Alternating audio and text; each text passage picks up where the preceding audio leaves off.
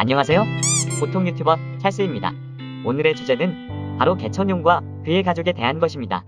요즘엔 개천에서 용난다는 말 대신 개천용은 도로 개천에 끌려 들어간다 같은 자조적인 말을 쓰기도 하는데요. 어려운 집안 형편 탓에 교육이나 능력 개발에 많은 투자를 받지 못했음에도 타고난 머리와 성실함, 재능, 운 등의 이유로 삶의 수준을 끌어올린 사람들이 있습니다. 사실 그것만으로도 대단한 일이지요. 어려운 환경에서도 오직 자신의 힘으로 여기까지 올라올 수 있었으니까요. 개천용들은 지금의 삶보다 더 나은 삶을 살기를 원하고 확실한 계층 이동을 원합니다. 그것이 그들이 노력해온 원동력이기도 하니까요. 그러나 사회에 뛰어들면서 이들은 큰 좌절을 겪습니다.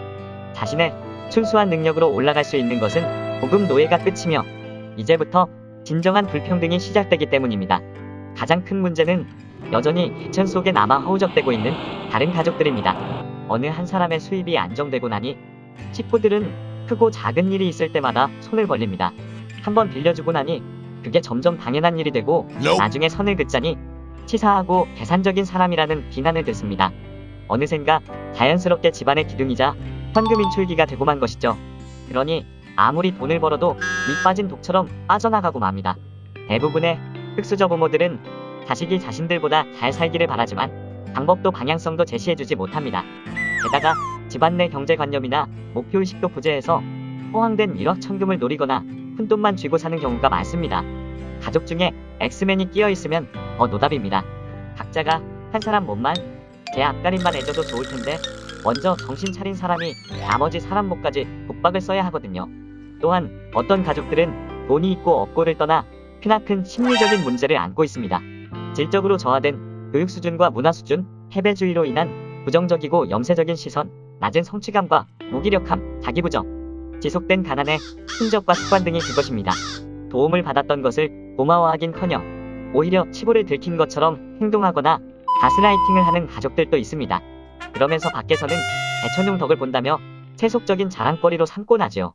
안정감과 소속감을 줘야 할 가족이 오히려 개천용에게 부채의식과 상처만 심어주는 것입니다. 특히 비슷한 학벌이나 소득을 가진 주위 사람들이 번 돈을 오롯이 자신만을 위해서 사용한다거나 부모님에게 인맥과 인프라, 주거 자가용 등의 지원을 받을 때 격차는 더욱 크게 벌어집니다. 상대적 박탈감과 허무함을 느낄 수밖에 없어요. 그러니 점차 가족의 노후 준비나 취업 상황에 대해 적당히 거리를 두고 신경 끄기 위해 노력할 수밖에 없습니다. 현실이 보이면 보일수록 괴롭고 막막하니까요. 가족들은 알고 있을까요? 앞에서는 빨리 철든 척, 문제없는 척, 강한 모습을 보이며 식구들에게 쓴소리를 퍼붓는 개천용이지만 사실은 그도 마음속으로 상처받고 있다는 것을요. 개천용의 절망은 우리 사회의 노력과 능력으로도 넘을 수 없는 벽이 있음을 의미합니다. 타고난 조건보다 개인의 성취가 더 존중받는 세상이 올 수는 없을까요? 이번 영상은 여기까지입니다. 시청해주셔서 감사합니다.